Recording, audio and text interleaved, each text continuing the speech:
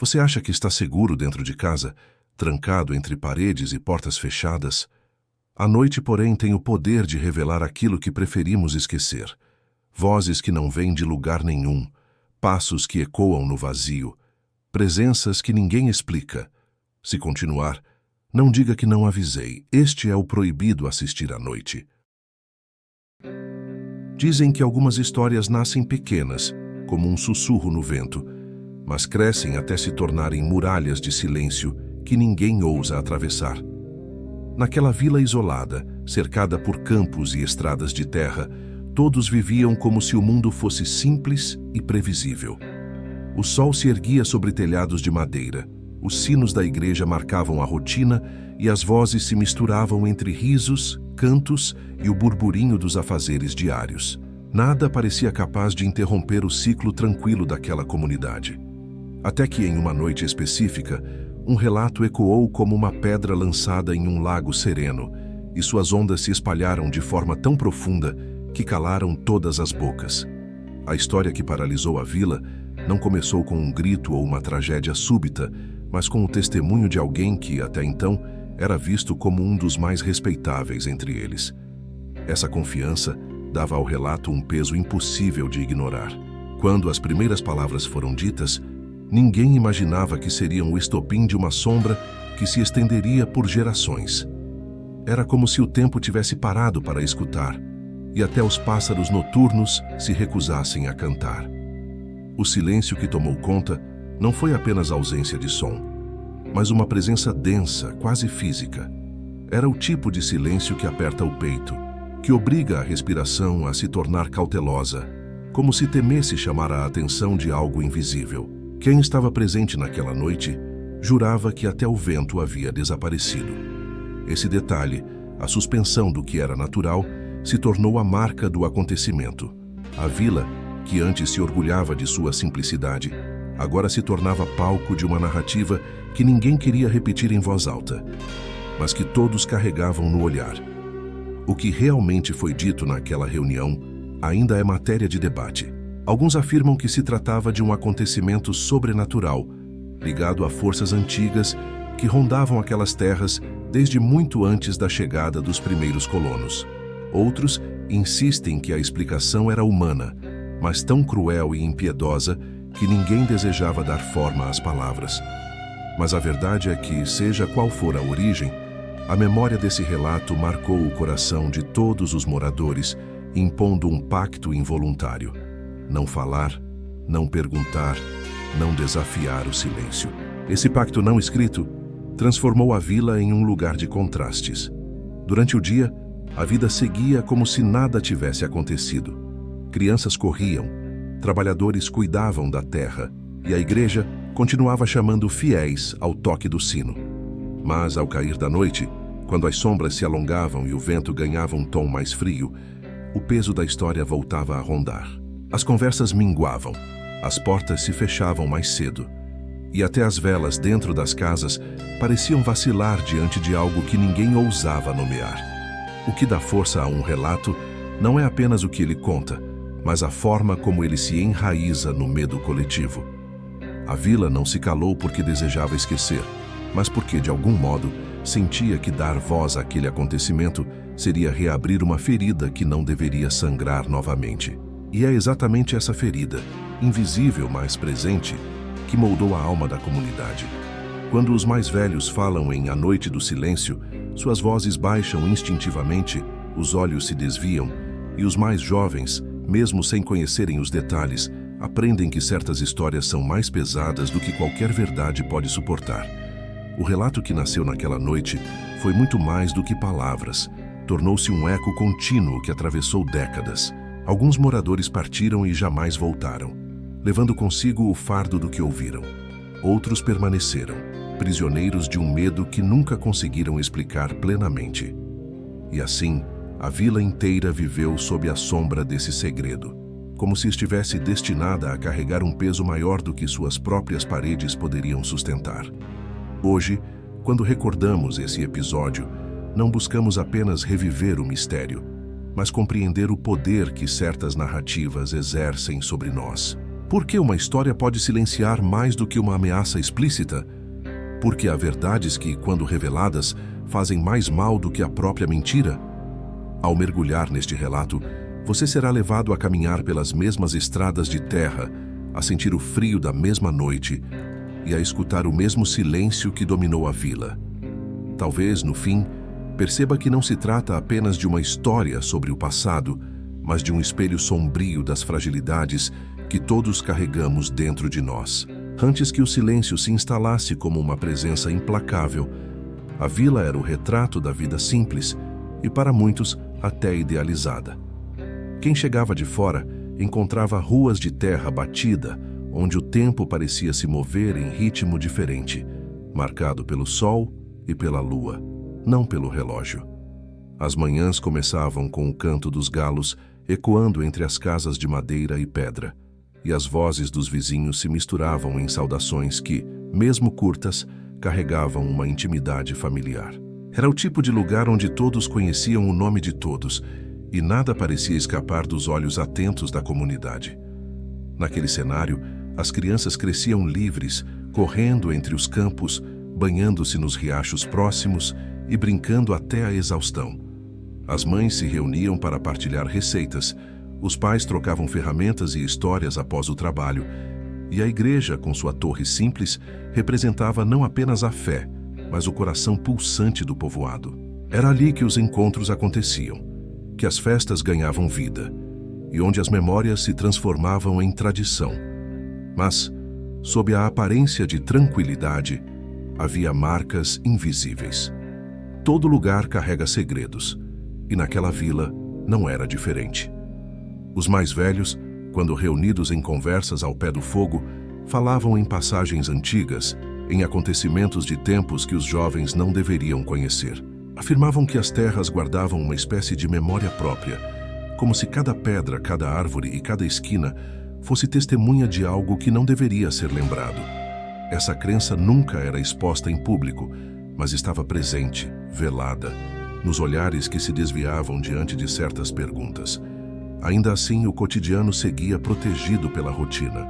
O trabalho no campo dava à comunidade a sensação de propósito, e a luta diária contra a seca, a colheita difícil e as intempéries criava laços sólidos entre os moradores. A cada domingo, o toque dos sinos parecia renovar o espírito de união, e até os visitantes sentiam que aquele pequeno mundo carregava algo de especial. Nada indicava que, por trás da aparência de normalidade, havia um fio tênue pronto para se romper. Foi nesse ambiente que o relato nasceu. E é justamente por isso que o impacto foi tão devastador. Quanto mais sólida parece a vida de um povo, maior é a ruptura quando algo ameaça esse equilíbrio. O choque não está apenas no conteúdo da história, mas no contraste brutal com a vida anterior, feita de risos fáceis e dias previsíveis. Aquele povoado, acostumado ao compasso dos dias iguais, não estava preparado para encarar uma verdade que viria como sombra inesperada. Há quem diga que os sinais já estavam presentes. Pequenos detalhes ignorados por conveniência ou por medo de aceitar o que se insinuava. O cachorro que latia sem motivo para o escuro da noite, o vento que cessava de repente como se algo maior o contivesse, o olhar aflito de um ancião que se calava quando o assunto se aproximava de certas histórias. Esses fragmentos, dispersos e aparentemente inofensivos, se uniriam mais tarde como peças de um quebra-cabeça sinistro. Mas naqueles dias eram apenas ruídos abafados pela força da rotina. Essa rotina, no entanto, nunca mais seria a mesma depois daquela noite. Porque uma vila que se acostuma ao conforto de sua própria ordem é também a mais vulnerável quando a ordem é quebrada. Não se tratava apenas de medo, mas de uma transformação profunda, como se um véu tivesse sido rasgado, revelando um mundo que sempre esteve ali, escondido, à espera do momento certo para emergir. Hoje, ao recordar os tempos anteriores ao relato, é impossível não perceber o contraste. O riso das crianças ainda é lembrado. Os cheiros de pão fresco saindo dos fornos das casas ainda permanecem na memória, mas tudo isso está envolto em uma sombra que tornou o passado mais precioso do que nunca. Talvez seja esse o poder das histórias que marcam. Elas não apenas mudam o presente, mas também transformam a maneira como enxergamos o passado. Assim, a vila que parecia tão forte e imutável revelou-se frágil diante de uma única noite. E é essa fragilidade que abre espaço para entendermos o que realmente aconteceu e por que aquelas palavras foram capazes de silenciar mais do que qualquer tempestade ou tragédia visível. A noite que mudou a vila começou como tantas outras. O céu estava límpido, pontilhado por estrelas que iluminavam as estradas de terra com um brilho suave. O vento soprava baixo, trazendo consigo o cheiro de lenha queimada das lareiras acesas. Tudo parecia calmo, quase previsível, até que os sinos da igreja tocaram mais tarde do que o habitual, chamando alguns moradores para uma reunião inesperada. Não havia festa marcada, tampouco anúncio público. Apenas um aviso rápido correndo de boca em boca, como se fosse necessário estar ali, mas sem explicações claras sobre o motivo. Os que compareceram se lembram da atmosfera peculiar que pairava no ar. A igreja, sempre acolhedora, parecia mais fria naquela noite. As velas, em vez de trazerem conforto, projetavam sombras alongadas que tremulavam pelas paredes de pedra. As madeiras do assoalho rangiam sob os passos nervosos, e até o som do vento parecia recusar a entrar pelas frestas. Era como se o espaço sagrado tivesse se transformado em um palco silencioso, à espera de algo que ninguém desejava ouvir. Foi então que o homem se levantou. Não era um estranho, tampouco alguém de reputação duvidosa. Pelo contrário, era um dos mais respeitados da comunidade. Trabalhador, pai de família, conhecido pela honestidade e pela voz calma que sempre trazia segurança aos vizinhos. Justamente por isso, cada palavra que saiu de sua boca ganhou um peso insuportável. Ele não precisou levantar a voz, não precisou gesticular, apenas falou, e o silêncio absoluto tomou conta do ambiente. O relato começou de forma simples, como se estivesse descrevendo algo cotidiano. Mas a cada frase, os olhos dos presentes se arregalavam e os suspiros eram contidos com dificuldade. Alguns chegaram a se benzer discretamente, outros baixaram a cabeça, como se temessem atrair sobre si o mesmo destino que estava sendo narrado. Não se tratava de uma história inventada para assustar, nem de um rumor que circulava de maneira vaga. Era um testemunho direto, carregado de detalhes que ninguém ousaria inventar. Embora até hoje muitos se recusem a repetir o conteúdo exato daquele relato, sabe-se que envolvia algo visto na escuridão, algo que desafiava tanto a razão quanto a fé. Uma presença que parecia se mover entre as casas que observava de perto, mas nunca era completamente revelada. Alguns dizem que era a personificação de um mal antigo, outros acreditam que era apenas um acontecimento humano tão cruel que ganhou ares de assombro. Mas seja qual for a verdade, naquela noite todos sentiram que estavam diante de algo que ultrapassava os limites do compreensível. O detalhe mais perturbador não foi apenas o que o homem disse, mas a forma como disse. Sua voz não tremeu, não vacilou. Era firme, convicta, como se estivesse carregando não apenas uma experiência pessoal, mas uma advertência destinada a todos. Isso fez com que as palavras ecoassem ainda mais fundo, como uma sentença inevitável que pairava sobre a comunidade. Quando terminou, ninguém ousou fazer perguntas. Ninguém tentou desmentir. O silêncio que tomou a igreja foi tão denso que parecia sufocar. Alguns lembram que, ao saírem do templo, o vento havia cessado por completo. As árvores estavam imóveis e o ar pesado. Até os animais pareciam ausentes. Não havia cães latindo, não havia o coachar dos sapos nos brejos, nem o canto dos grilos. Era como se a natureza inteira tivesse parado para respeitar ou temer aquilo que havia sido revelado. Essa ausência de som se tornou para muitos a confirmação de que o relato não era apenas uma história, mas um marco real e inescapável. Naquela madrugada, as casas se fecharam mais cedo do que nunca.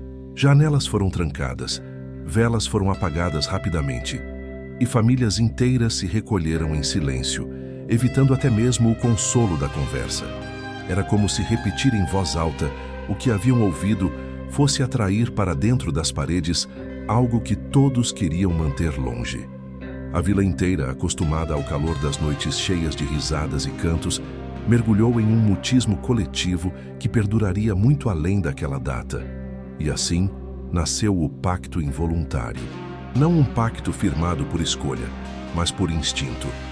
Uma aliança silenciosa entre todos os moradores. Não falar, não questionar, não provocar aquilo que havia sido narrado. Um acordo invisível que moldaria não apenas os dias seguintes, mas as gerações que viriam.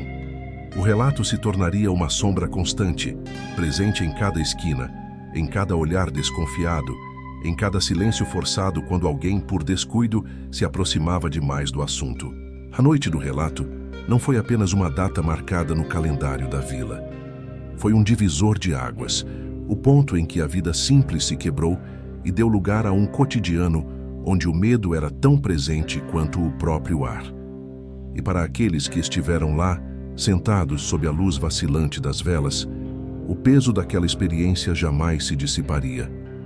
Os dias que se seguiram à noite do relato foram estranhos, como se a vila tivesse mudado de pele sem perceber.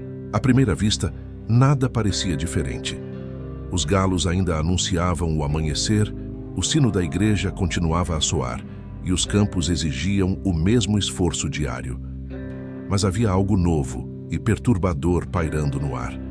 Um silêncio disfarçado acompanhava cada gesto, como se a rotina fosse apenas uma máscara frágil usada para esconder o peso invisível que todos carregavam no peito. As conversas, antes espontâneas e cheias de vida, passaram a ser curtas, calculadas. As pessoas evitavam se encontrar em grupos grandes, como se temessem que o simples ato de juntar vozes despertasse o que havia sido narrado. Até mesmo as crianças, sempre alheias às preocupações dos adultos, começaram a brincar menos na rua, olhando de soslaio para os cantos mais sombrios da vila, como se intuíssem que algo ali não estava certo. A mudança mais evidente, porém, estava nos olhares. Cada vez que dois moradores se encontravam, havia uma troca silenciosa, um reconhecimento mútuo de que ambos sabiam e preferiam não falar. Era como um segredo partilhado contra a vontade, um fardo coletivo que ninguém escolheu carregar. Esse pacto involuntário transformou a comunidade em algo diferente. Não mais apenas vizinhos, mas cúmplices de um silêncio que se impunha mais forte que qualquer palavra. Os mais velhos, que já conheciam histórias antigas das terras, pareciam os mais atingidos. Alguns se recolheram em suas casas, raramente sendo vistos fora delas. Outros, quando cruzavam a praça ou caminhavam até o poço, mantinham os olhos fixos no chão, evitando qualquer sinal de proximidade ou de curiosidade alheia. Era como se a lembrança daquele relato tivesse reaberto feridas antigas, trazendo à tona memórias que eles lutaram a vida inteira para sepultar. A igreja, centro da vida comunitária, passou a carregar uma aura de desconforto. Antes era lugar de conforto e união. Agora, tornara-se um espaço marcado por lembranças indesejadas. Muitos ainda compareciam às missas, mas o ambiente parecia mais frio, as vozes mais baixas, as preces mais urgentes. Havia quem jurasse que as velas queimavam de forma instável, como se até a chama temesse permanecer naquele lugar. O sino, outrora motivo de esperança, passou a soar como um lembrete inquietante de que algo havia mudado para sempre. Na intimidade das casas, o clima não era diferente. Famílias inteiras jantavam em silêncio, evitando comentar sobre a reunião, como se a simples menção pudesse atrair de volta a sombra do relato. Alguns pais instruíram os filhos a nunca repetir o que ouviram e outros inventaram explicações confusas para protegê-los da verdade. Mas as crianças não são tolas. Elas percebiam o medo nos olhos dos adultos e sentiam que havia algo maior escondido atrás daquela quietude forçada. Com o passar dos dias, pequenos sinais começaram a ser notados. Animais que sumiam sem explicação, portas que eram trancadas mais cedo do que nunca, ruas desertas antes mesmo do pôr do sol. O povoado, que antes parecia acolhedor, começou a se fechar em si mesmo, como um corpo ferido que se encolhe para proteger sua dor. E esse encolhimento não era apenas físico, mas também espiritual. A confiança mútua que sustentava a vida em comunidade estava sendo corroída por algo invisível, mas palpável em cada gesto contido. Alguns tentaram desafiar esse silêncio. Havia aqueles que murmuravam em voz baixa, tentando discutir o que havia sido contado. Mas sempre que isso acontecia, a conversa era interrompida bruscamente, como se uma força maior obrigasse as palavras a morrerem na boca.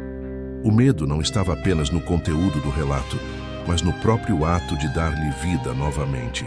Cada tentativa de romper o pacto invisível era recebida com olhares de reprovação, como se falar fosse uma traição à sobrevivência coletiva.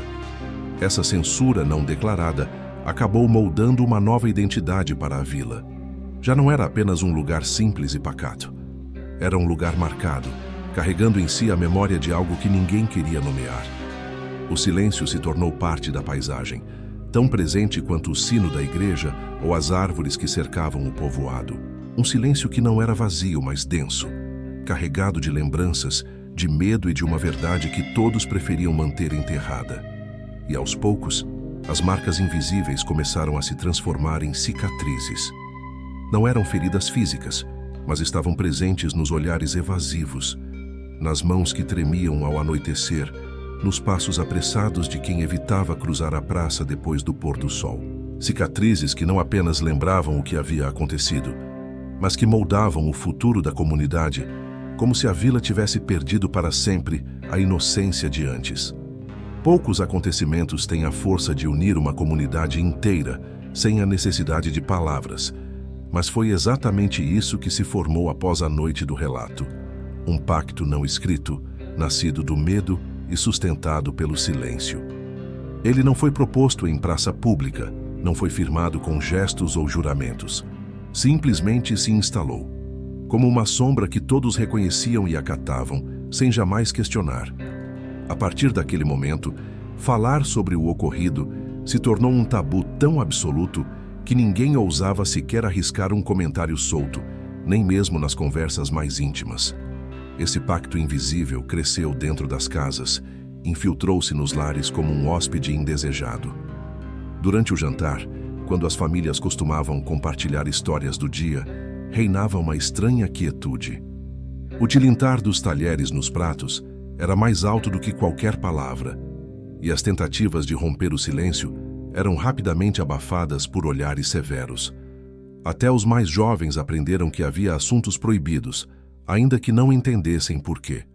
O medo, afinal, é um mestre eficiente, capaz de ensinar sem precisar explicar. Na praça, o coração do povoado, as mudanças eram evidentes. Antes, aquele era o espaço de encontros, de longas conversas, de risos soltos que se espalhavam até tarde da noite. Agora, ao entardecer, as pessoas apressavam o passo, encerravam seus afazeres cedo e recolhiam-se às suas casas. As portas se fechavam, as janelas eram trancadas e a escuridão tomava conta das ruas desertas. Não havia decreto que ordenasse esse comportamento, mas todos o seguiam como se fosse lei. Era o pacto em ação, moldando hábitos e limitando gestos. O mais impressionante era a forma como esse silêncio coletivo parecia se comunicar por si só. Quando alguém, por descuido ou ousadia, insinuava falar do assunto, bastava um olhar duro de outro morador para que a conversa morresse antes mesmo de nascer. Não era necessário dizer "não fale sobre isso". O próprio peso do acontecimento impunha a regra, e assim, o relato se transformou em algo ainda mais poderoso do que suas palavras originais. Um fantasma que ninguém nomeava, mas que estava presente em todos os lugares. Com o passar das semanas, surgiram histórias paralelas. Alguns acreditavam que o pacto era uma forma de proteção, uma maneira de evitar que a sombra narrada naquela noite voltasse a se manifestar. Outros viam nele uma maldição, como se a simples recusa em falar tivesse selado o destino da comunidade, condenando-a a viver em constante vigília. O fato é que, de um jeito ou de outro, todos obedeciam, porque no fundo, todos compartilhavam a mesma sensação. Havia coisas que não deveriam ser ditas em voz alta. Esse acordo não declarado moldou até mesmo as relações entre vizinhos. Amizades antigas se tornaram distantes. Famílias inteiras se isolaram. e até as festas religiosas perderam sua força. A alegria parecia um risco, como se o riso alto fosse capaz de despertar o que estava adormecido. A vila, que antes se orgulhava de sua união, agora vivia fragmentada, presa por uma corda invisível que a mantinha unida apenas pelo medo. O pacto também afetou as gerações que nasceram depois. Crianças cresciam ouvindo apenas fragmentos vagos, advertências sem explicações. Sabiam que havia um segredo, mas não sabiam exatamente qual. Essa ausência de clareza alimentava ainda mais a imaginação, fazendo com que o mistério se tornasse maior do que qualquer versão possível da história. Assim, mesmo os que não estiveram presentes naquela noite passaram a carregar o mesmo peso, como herdeiros involuntários de uma memória silenciosa. O curioso é que quanto mais o assunto era evitado, mais ele se tornava parte do cotidiano. O silêncio sobre o relato não o apagava. Pelo contrário, o transformava em presença constante. Cada porta fechada cedo demais, cada olhar desviado, cada frase interrompida reforçava a lembrança do que havia acontecido. O pacto, portanto, não protegia contra a memória, apenas a transformava em um fardo eterno. Naquele tempo, ninguém imaginava que esse silêncio se prolongaria por anos, atravessando décadas como uma sombra que nunca desaparece. Mas foi exatamente isso que ocorreu. E, de certa forma, esse pacto silencioso se tornou mais poderoso do que qualquer palavra poderia ser. Ele moldou a identidade da vila, definiu seus limites e transformou para sempre a maneira como os moradores encaravam não apenas o passado, mas o próprio futuro. Por mais sólido que pareça, nenhum pacto resiste intacto ao tempo.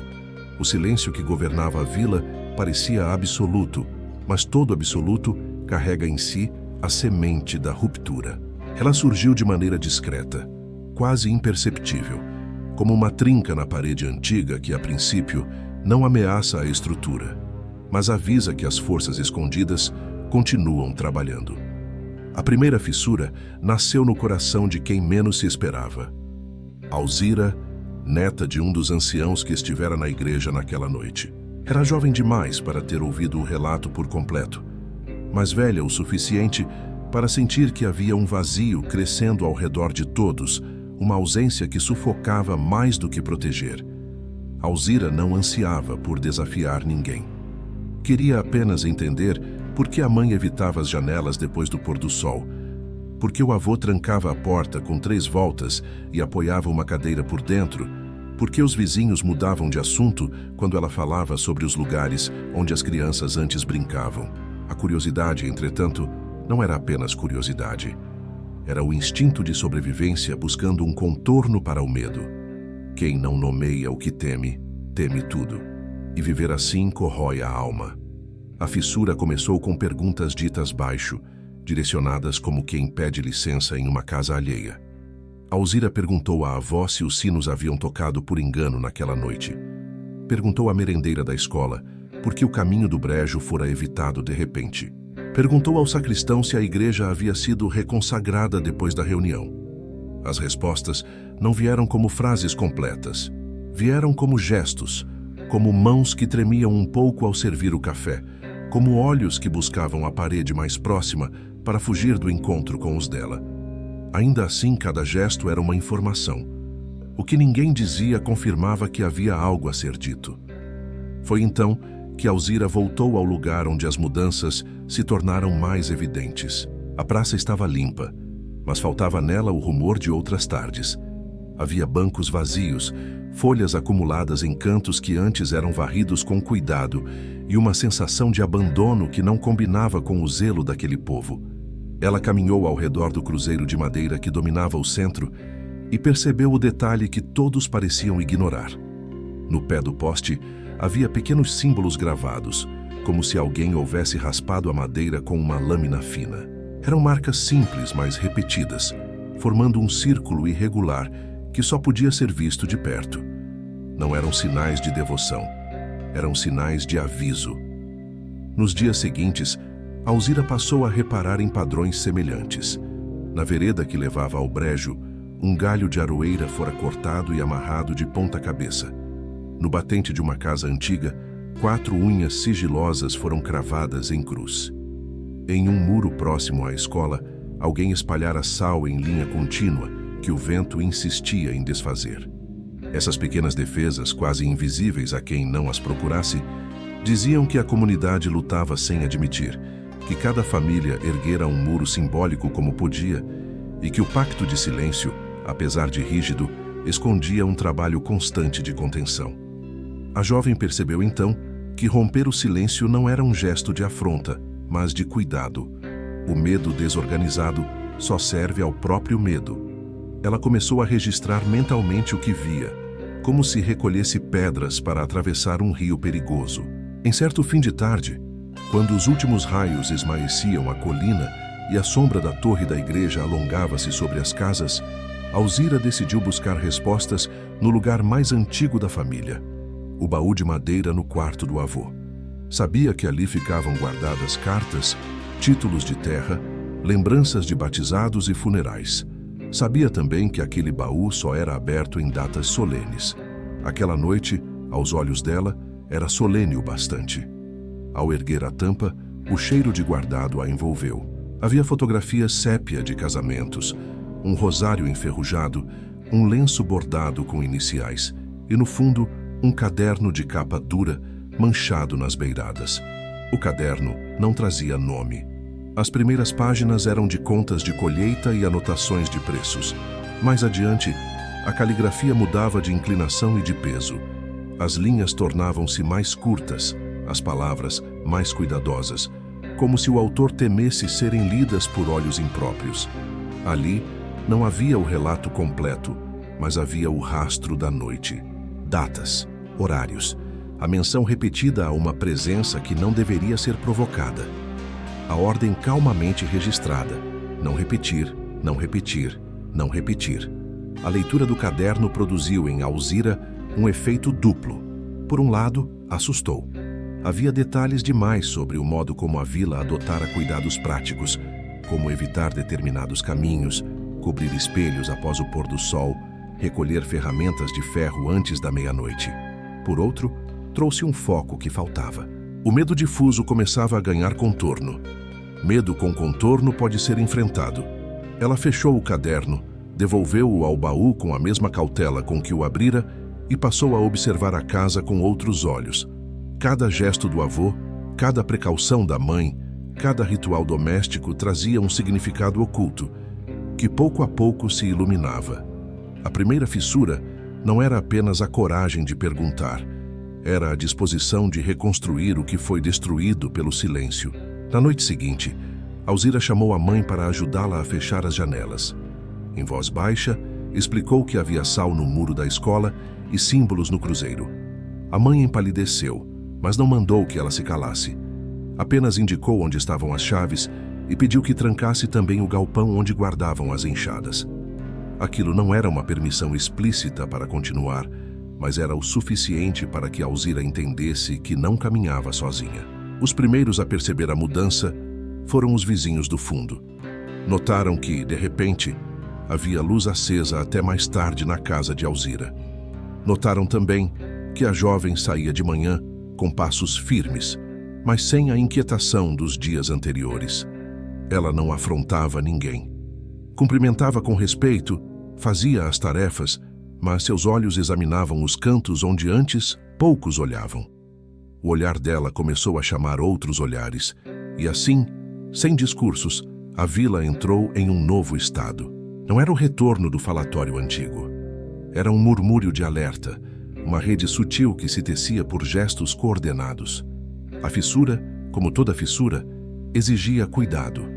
Romper o silêncio de modo brusco poderia partir a estrutura que ainda sustentava a comunidade. Alzira sabia disso. Preferiu agir por acumulação de pequenos atos. Comprou cera para velas mais grossas. Recolheu o sal que o vento desfizera. Pediu ao ferreiro um cadeado novo para o galpão. E, sem revelar o motivo, pediu também que afiasse uma lâmina antiga, esquecida na gaveta de ferramentas. Não porque desejasse a violência, mas porque compreendia que o medo, quando pressente firmeza, recua. No domingo seguinte, a igreja voltou a encher. não pela força de uma convocação, mas pelo movimento natural de quem sente que é preciso, de tempos em tempos, encarar o lugar onde a ferida foi aberta. O padre celebrou com voz serena, sem alusões diretas ao passado. Mesmo assim, muitos perceberam que havia uma respiração diferente no ar. Olhavam uns para os outros e viam o mesmo brilho contido nos olhos. O pacto seguia de pé, mas a vila já não se ajoelhava diante dele como antes. Alzira, no fundo do templo, manteve-se calada e de cabeça erguida, como quem escuta não apenas a prece, mas o que vem depois dela. A primeira fissura não derrubou o muro, apenas mostrou que ele podia ser atravessado com inteligência e respeito. E quando um muro admite a passagem, já não é prisão, é fronteira. Fronteiras são perigosas, mas são também lugares de encontro. A vila, pela primeira vez desde a noite do relato, sentiu que talvez houvesse um caminho entre o medo e o nome verdadeiro das coisas. Toda fissura, por menor que seja, cobra um preço. A coragem de Alzira em olhar para onde ninguém mais olhava reacendeu algo que estava adormecido, e quando a atenção da comunidade começou a se voltar novamente para os sinais deixados pelo relato, o silêncio deixou de ser apenas um fardo e passou a ser uma escolha incômoda. Esse deslocamento, embora sutil, começou a incomodar forças que ninguém sabia nomear. Era como se mexer no que estava escondido tivesse libertado sombras que preferiam permanecer quietas. As primeiras manifestações foram quase banais. Uma lamparina que se apagava sozinha no meio da noite, mesmo com o pavio inteiro. O ranger de portas que ninguém havia deixado entreabertas. Passos leves na varanda de uma casa onde todos já dormiam. Pequenos sustos que, à primeira vista, poderiam ser explicados pelo vento, por distrações ou pelo nervosismo crescente. Mas à medida que se repetiam, tornavam-se sinais de que algo mais denso rondava a vila. Foi numa madrugada que o peso do pacto se mostrou de maneira clara. Dona Ritinha, a parteira da comunidade, acordou com o choro insistente de sua neta. Ao levantar-se para acalmá-la, percebeu uma sombra imóvel diante da janela. Não era o vulto comum de uma árvore balançando ao vento. Era uma figura de estatura humana, parada, observando em silêncio. Quando a mulher se aproximou, o vulto desapareceu como se nunca tivesse estado ali. O detalhe perturbador era que o vidro estava embaçado por dentro, como se o ar tivesse ficado gelado apenas naquele ponto. No dia seguinte, ela não comentou com ninguém, mas o olhar perdido durante a missa denunciava que havia visto mais do que desejava admitir. Alzira, por sua vez, continuava investigando os sinais. Voltava a percorrer a praça, a vereda, os muros marcados por símbolos. A cada descoberta, sentia crescer dentro de si não apenas curiosidade, mas também responsabilidade. Se ninguém falava, alguém precisava olhar. No entanto, a vila começou a perceber que sua busca estava trazendo de volta a sensação que todos lutaram para sepultar. Era como se cada passo da jovem fosse um chamado para que o passado se manifestasse de novo. E foi aí que o pacto silencioso deixou de ser apenas um acordo de sobrevivência e passou a se tornar um peso sobre ela. Alguns vizinhos começaram a tratá-la com distância. Comentários velados surgiram nas portas entreabertas. Ela vai acabar trazendo aquilo de volta. Há coisas que é melhor não cutucar. Menina ousada não dura muito tempo aqui. Essas frases, ditas em tom baixo, eram carregadas de medo, mas também de ressentimento. Porque no fundo muitos sentiam inveja da coragem de Alzira. Ela ousava olhar para o que todos haviam desistido de encarar. E essa ousadia, para alguns, era sinônimo de perigo. Certa noite, enquanto voltava da fonte carregando um balde de água, Alzira sentiu o som de passos atrás de si. Não eram passos rápidos, nem pesados, mas compassados, acompanhando os dela na mesma cadência. Virou-se 2 vezes e nada viu. Apenas a rua deserta iluminada por um fio de luar. A terceira vez que parou, o silêncio foi tão absoluto que ela percebeu sua própria respiração ecoando alto demais. Correu até a porta de casa e, antes de fechá-la, jurou ouvir um sussurro fraco, como se uma voz grave pronunciasse seu nome. Não contou a ninguém, mas soube, naquele instante, que já não estava apenas desafiando um pacto humano. Algo além observava seus movimentos. Aos poucos, a comunidade começou a dividir-se. Havia os que temiam que a insistência da jovem trouxesse desgraça, e os que acreditavam que sua coragem era necessária para finalmente libertar a Vila da Sombra. Essa divisão não era aberta, mas podia ser sentida nos gestos, nos cumprimentos curtos, nos bancos ocupados de maneira diferente durante a missa. O silêncio permanecia, mas já não era o mesmo. Agora, era um silêncio rachado, cheio de pensamentos contraditórios que se chocavam como correntezas subterrâneas. O preço da curiosidade, porém, não recaiu apenas sobre Alzira. Crianças começaram a ter pesadelos mais frequentes, descrevendo figuras que ninguém ousava interpretar. Alguns homens passaram a evitar certas estradas à noite, jurando que viam luzes estranhas surgindo e desaparecendo entre as árvores. E as colheitas, que até então resistiam bem às intempéries, começaram a falhar sem motivo claro, como se a terra tivesse perdido sua força. Esses sinais eram sutis, mas acumulavam-se de maneira incômoda, alimentando a ideia de que o equilíbrio precário havia sido perturbado. Ainda assim, a jovem não recuava. No fundo, compreendia que pagar o preço da curiosidade era melhor do que viver para sempre com um medo sem rosto. Mas ela também sabia que estava caminhando em uma linha tênue, onde qualquer passo em falso poderia custar não apenas sua vida, mas a da vila inteira. E era justamente essa tensão que mantinha todos acordados, esperando, temendo e, ao mesmo tempo, desejando que alguém tivesse coragem de ir até o fim. Há lugares que parecem guardar uma segunda pele do mundo, uma camada que só se revela quando alguém decide olhar sem desviar. O Brejo era esse lugar. Durante anos, havia sido apenas parte do mapa afetivo da vila, onde as crianças colhiam rãs, onde os homens cortavam varas de taquara e onde a neblina amanhecia baixa como um lençol deixado sobre a terra. Depois da noite do relato, o caminho até lá se tornou um corredor interdito. Não havia placas proibindo a passagem. Havia passos que se recusavam a seguir adiante. Alzira decidiu ir ao entardecer, quando a luz não é de todo amiga nem de todo inimiga. Carregava no bolso um punhado de sal que recolhera do muro da escola e, na mão, a lâmina antiga que o ferreiro amolara sem perguntas. Não buscava confronto, buscava contorno. Precisava entender por que os símbolos surgiam com mais frequência nas proximidades do Brejo e por que as histórias mais antigas o citavam como ponto de cruzamento entre o que se pode explicar e o que apenas se tolera. Os primeiros metros se fizeram fáceis. A trilha, ainda marcada pelos anos de uso, abria-se entre capins altos.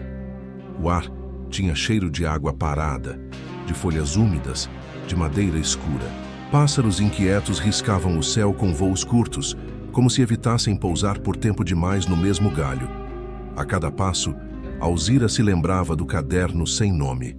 Ali estavam datas e cuidados, mas não havia um porquê. O porquê é o que rompe ou salva um pacto. Quando a mata ficou mais fechada, ela percebeu as primeiras marcas novas. Tirantes de cipó amarrados com nós simples, repetidos a 1 metro do solo, formando uma sequência irregular ao lado da trilha. Havia também pequenos montes de terra fresca, como se alguém tivesse enterrado algo ali nos últimos dias. Alzira ajoelhou ao lado do primeiro monte e, com a ponta da lâmina, afastou a cobertura. Encontrou uma concha branca, dessas que não pertencem a brejos, mas a praias distantes. Ao lado dela, um fio de cabelo entrelaçado a um retalho de tecido. Alguém fazia amarrações. Alguém tentava negociar com aquilo que a vila se recusava a nomear. Ela caminhou mais alguns metros e viu a água aberta. O brejo formava um espelho irregular, com lâminas de aguapé e veios de barro. A luz do poente se quebrava ali e voltava ao rosto como um aviso. Não havia vento. Havia uma pausa. Alzira se manteve na borda, atenta à superfície. Era possível ouvir o som de gotas espaçadas caindo de folhas altas, mas não via movimento que as justificasse. O ambiente parecia medir seus gestos, como um anfitrião que avalia o visitante antes de decidir se abre ou não a porta. Sem tirar os olhos da água, Ela espalhou o sal em meia lua diante de si. Não fazia ideia se aquilo tinha valor prático ou apenas simbólico, mas símbolos também são ferramentas quando o medo procura forma. Em seguida, cravou a ponta da lâmina no solo, o suficiente para sentir que havia firmeza sob a camada úmida. Respirou fundo e chamou, não por nome, mas por presença. Não usou palavras de bravata. Pediu que o que quer que rondasse a vila se mostrasse o bastante, para que ela entendesse onde não pisar. Não exigiu mais do que isso. Entender por onde não pisar já é poder. O que veio primeiro foi uma alteração do ar. Não um frio nítido, mas um desvio na temperatura que a pele reconhece melhor do que a mente. Depois, uma ondulação breve na superfície. O reflexo do céu se partiu como se algo passasse por baixo, denso, mas sem levantar lodo. Alzira se manteve ereta, o coração no compasso que antecede a decisão. O silêncio do lugar se adensou e por um instante ela teve a impressão de ouvir passos muito leves por trás. Virou o rosto o suficiente para ver a margem à direita. Não havia ninguém. Havia marcas de pés descalços secando sobre o barro. 3 passos, voltados para a água, nenhum retornando. A imagem a golpeou com força, não pelo que dizia de monstruoso, mas pelo que dizia de humano. Alguém estivera ali. Alguém viera oferecer ou pedir. Alguém, em algum momento recente, se colocara diante do espelho escuro com uma decisão. Alzira sentiu que a pergunta do caderno ganhava uma tonalidade nova. Talvez o pacto não tivesse nascido apenas do medo de uma presença sem nome. Talvez tivesse nascido também do medo do que as pessoas fazem quando se aproximam demais da margem. Ela se abaixou e tocou de leve um dos passos marcados. O barro cedeu como se ainda guardasse calor. Nesse instante, um estalo seco veio de dentro da mata, à esquerda. Não foi galho ao acaso. Foi peso de algo que muda de ponto.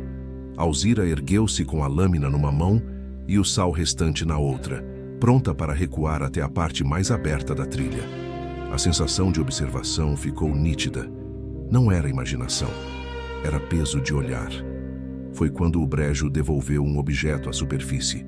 Algo leve subiu, girando, e encostou na beira como se fosse conduzido por dedos invisíveis. Era um medalhão simples, oval, preso a um cordão escuro. A ferrugem desenhava pequenas ilhas na base.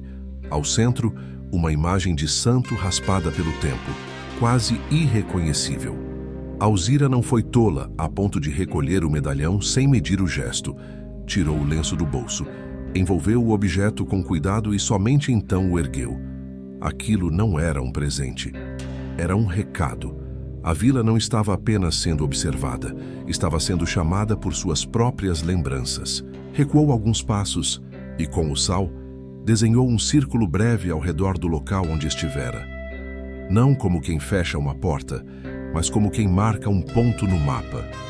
Depois, retornou pela trilha, atenta para não tocar nos montes de terra, para não quebrar cipós, para não alterar o que não compreendia. O ar atrás de si perdeu a densidade aos poucos, como se a presença houvesse desistido ou decidido que a observação, por hoje, bastava.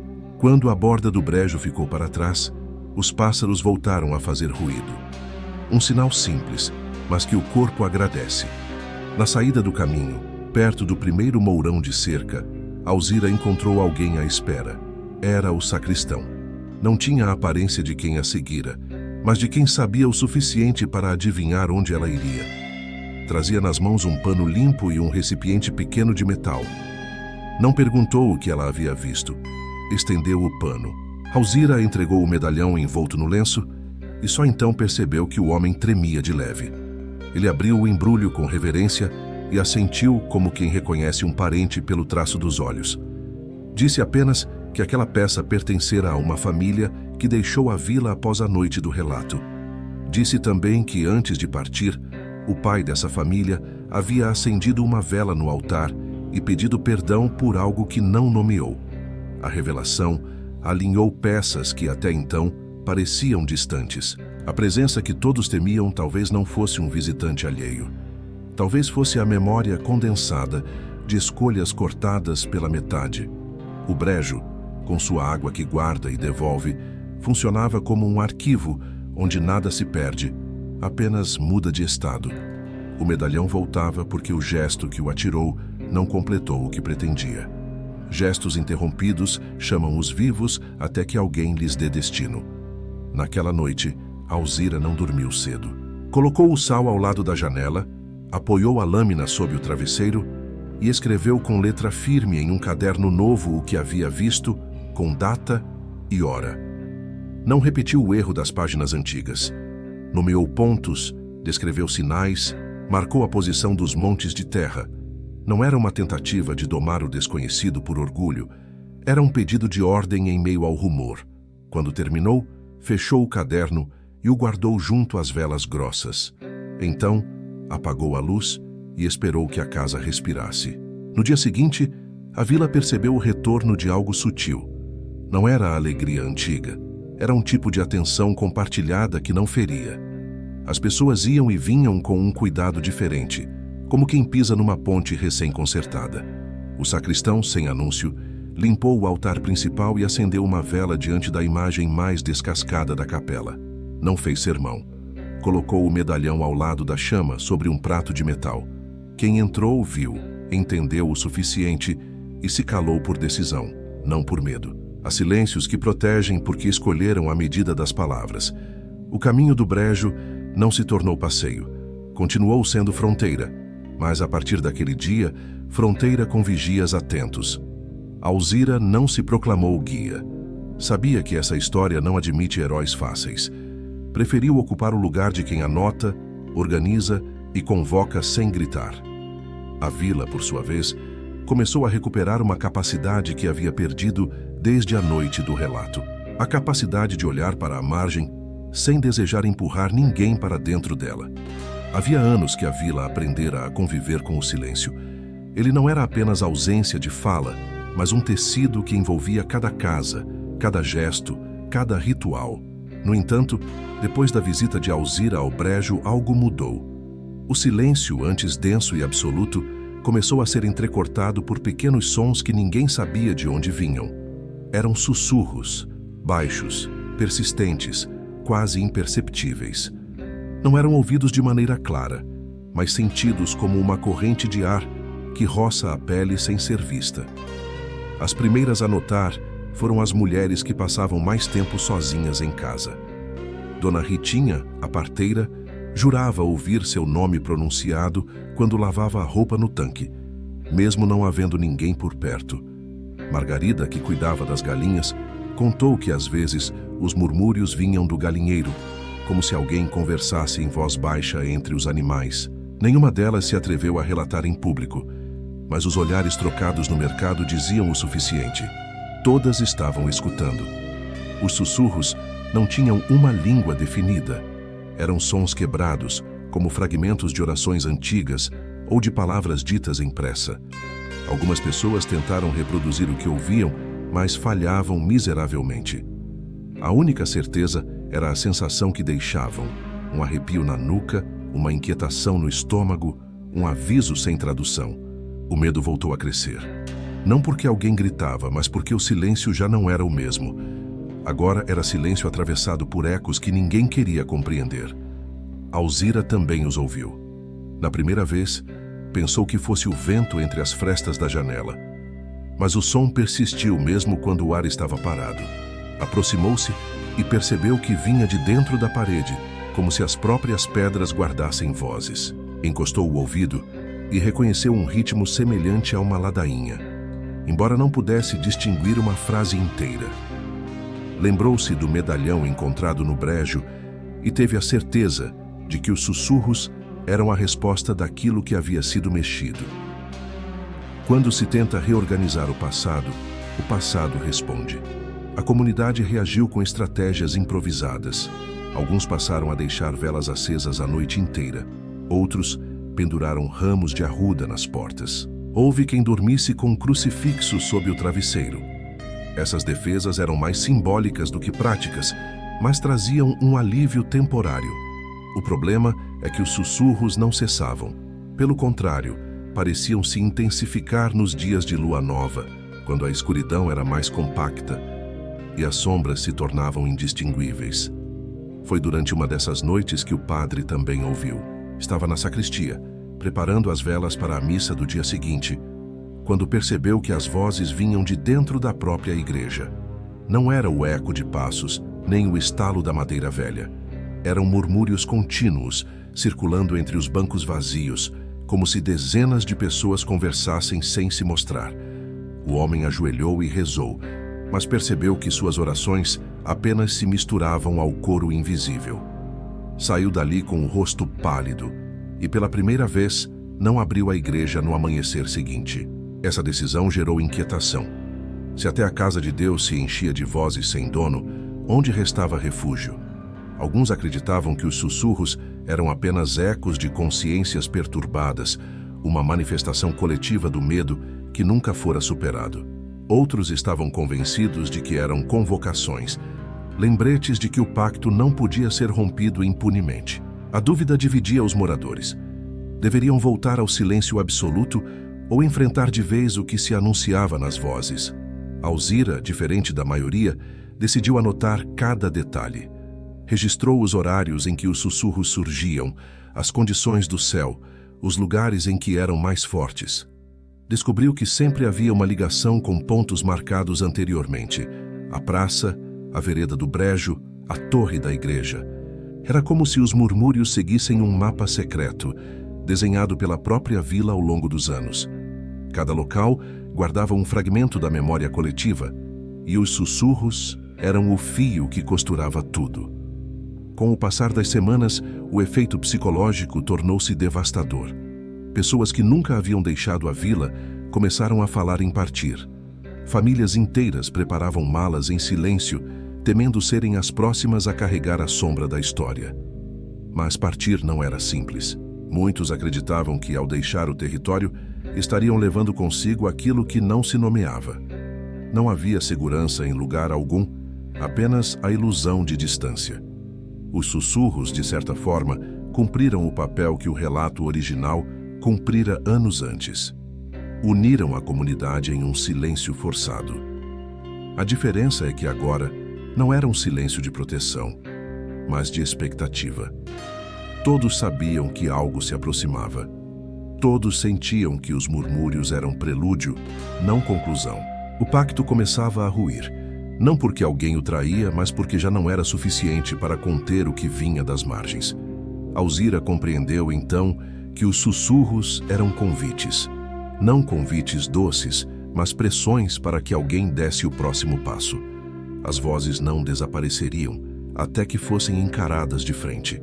Era como se a vila inteira estivesse diante de uma porta entreaberta, ouvindo o que vinha de dentro, sem decidir se deveria fechá-la de vez ou atravessá-la.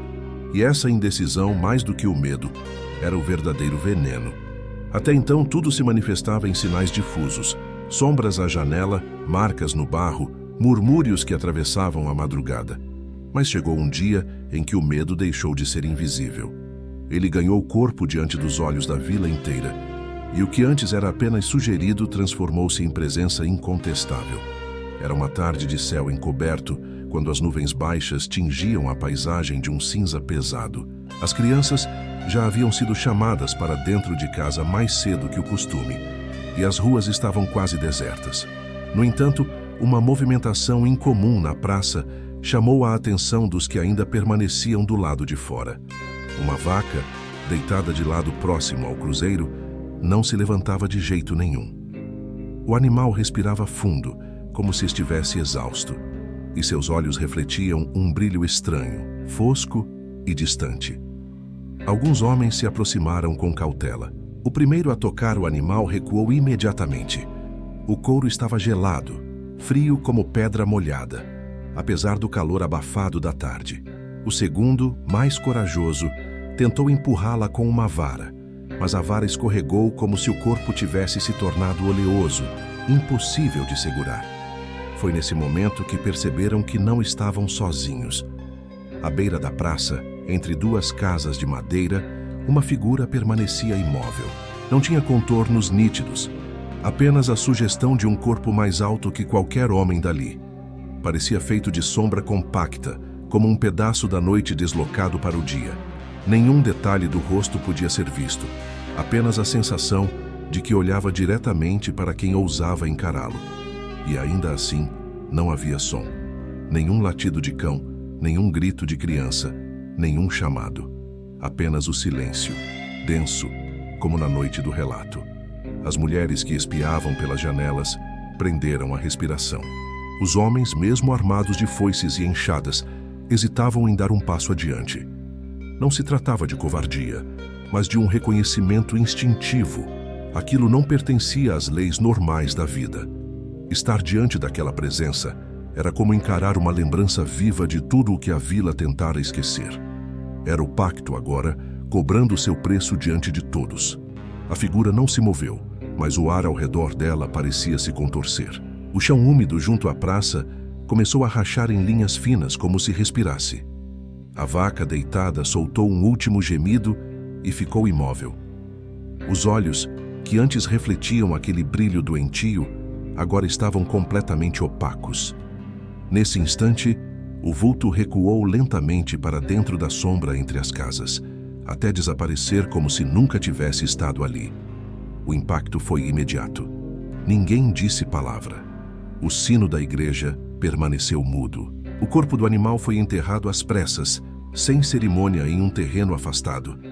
Naquela noite, as portas se fecharam mais cedo do que nunca e os moradores dormiram vestidos, como se precisassem estar prontos para fugir a qualquer momento.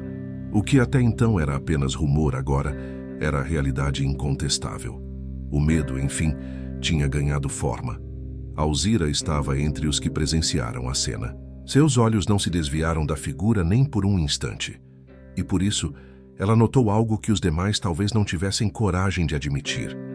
O vulto não surgira sozinho. Ao lado dele, ainda mais fundo na sombra, havia algo menor, agachado, como se esperasse a ordem de avançar. Não chegou a se mostrar por completo, mas o brilho pálido de 2 pontos, semelhantes a olhos, cintilou antes de desaparecer. Ela não comentou com ninguém. Guardou para si a certeza de que a presença não era única e que a vila enfrentava não apenas um espectro, mas uma companhia inteira de sombras ainda ocultas.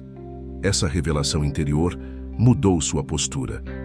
Não se tratava mais de curiosidade, era sobrevivência. E se os sussurros eram convites, agora estavam acompanhados de advertências claras. O silêncio não bastava mais. O que havia sido desencadeado naquela noite de décadas atrás caminhava outra vez entre eles, visível, audível, capaz de tocar e de matar.